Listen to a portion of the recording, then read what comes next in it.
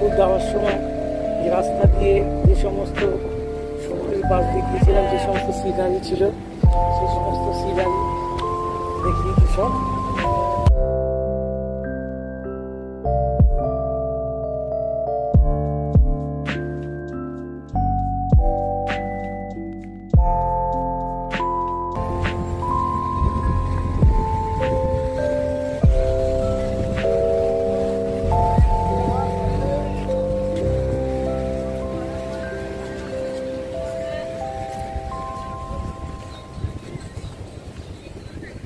আমরা এক সাইড দিয়ে ঢুকে আরেক সাইড দিয়ে বেরিয়ে গেলাম।